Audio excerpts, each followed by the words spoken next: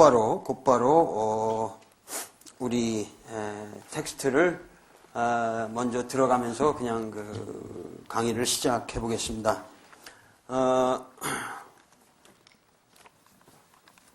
위정편의 8번째 장입니다. 좀 큰 소리로 힘차게 읽어 주십시오.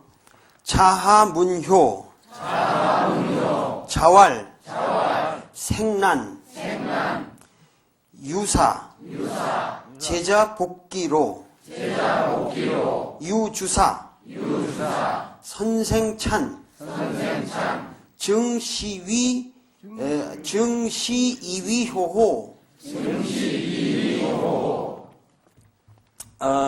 이게 이제 8번째 장인데요. 요번에는 그 자하라는 사람이 공자에게 효를 묻는 것으로 되어 있죠. 그러니까는 전번에 말씀드렸죠. 누가 효를 물었다.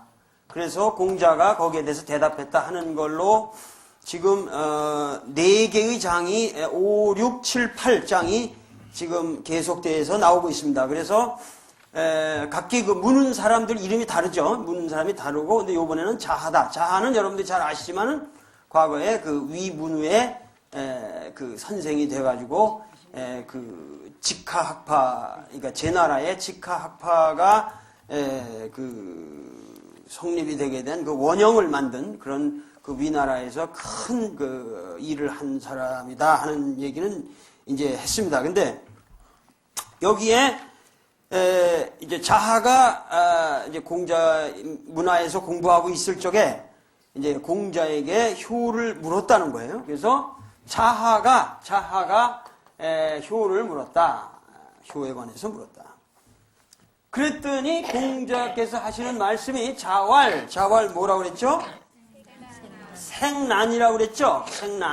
생난이다 하는데 이게 지금 어려워요. 이게 왜냐면 요거 하나로 생난이라는 이 한마디 가지고 그 문장이 돼 있기 때문에 이것을 해석하기는 여러 가지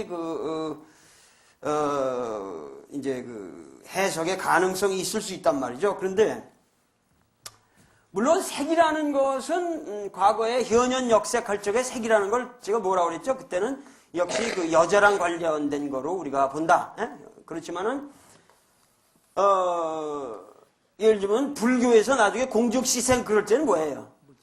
공적시색이다 그럴 적에 시색이다 할 때 색이라고 하는 것은 나타난 우리가 삼라만상에 나타난 모든 현상 세계 나타난 색깔로서 우리에게 나타난 세계 전체를 나타내는 것이 색이로 이렇게 나중에는 철학적인 걸로 이제 발전을 했는데 여기서는 그런 의미라기보다는 이 부모님과의 효와 관련된 것이므로 사람의 안색 그런 느낌 얼굴 표정이라든가 안색 이런 느낌으로 보자 그거예요. 그러니까 그 인간에게 그러니까 사실 안색이라고 그러지만 사람의 얼굴이라는 게 얼굴이라고 하는 것이 단순한 얼굴이 아니잖아요. 이게 사람의 모든 감정의 표현이죠. 마음의 표현이죠. 지금 얼굴이라고 하는 것이. 그렇기 때문에 사람 얼굴만 봐도 그 사람이 정말 그 인생을 잘 사는 사람인가 어떤 그 사람의 성격이나 이런 거에 그 과거 그 사람의 그걸 다 알 수 있는 게 얼굴이란 말이에요. 그래서 왜 링컨 대통령이 그 유명한 말이 40 이후의 얼굴은 전부 그 자기 책임이라고 그랬다고 그랬잖아요. 그런 얘기가 들듯이 사실은 그 얼굴이라는 것이 그렇게 중요하다고 말이죠. 그래서 여기에서 이제 하는데 이제 문자 그대로 하면 색이 주어가 되니까 색이 어렵다 하는 얘기란 말이에요. 이 색이 어렵다 이렇게 되잖아요. 이게 주어가 되고 그게 어렵다라는 이제 술부가 되는데 이게 형용사적인 것이 되는데 그때 그 색을 이거의 주체를 뭘로 살필 거냐 하는 것이 어려워요. 그런데 여기에 대해서 2가지 해석이 있습니다. 고주의 해석이 있고 신주의 해석이 있는데 고주의 해석은 뭐냐면은 이거의 색의 주체를 뭐냐면 부모님의 안색. 그러니까 이 색의 주어를 부모님으로 본단 말이에요. 그러면은 자식이 뭐예요? 그 부모님의 안색을 살핀다고 하는 것이 어렵다.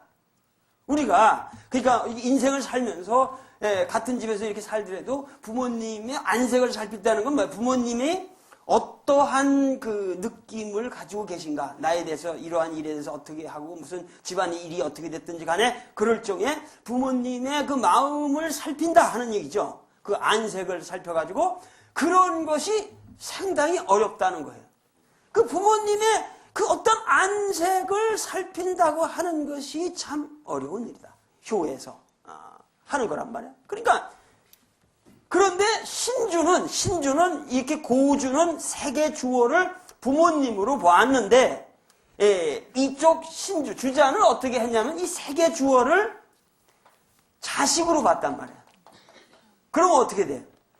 부모님 앞에서 나의 안색을 항상 조심하면서 바르게 가지는 것이 그것이 어렵다. 이렇게 되겠죠. 그 세계 주어를 그 자식으로 본다면, 그래서 자식된 사람으로서 항상 부모님 앞에서 참 이 얼굴 색을 잘 갖고 있는 게 이게 어렵다 이게. 제가 지금 여기 텔레비에 나와서 뭐 할 적에도 제 안색을 어떻게 갖냐, 이게 상당히 어려운 일들이다 그런 얘기죠. 그러니까 그런데 저는 역시 이 효에 관한 질문에 있어서 나는 역시 고주가 이 경우에는 낫다. 예를 들면 너무 부모님 앞에서 나의 안색을 이렇게 저기 한다는 건 너무 인위적인 느낌이 있다. 그죠? 부모님 앞에서 얼굴 꾸미고 뭐 이렇게 하는 게 잘못하면 교원 영색으로 갈 수 있다. 자식이 부모님 앞에서 안색, 그게 뭔 어떻게 부모님 앞에서 몸가짐을 갖냐, 이게 중요한 게 아니란 말이에요. 부모님의 마음을 살피는 그것이 어려운 것이다. 해서 역시 이것은 주어를 부모님으로 봐야 할 것이다 하는 얘기예요. 그것이 보다 나는 고주가 이 경우에는 더 낫다.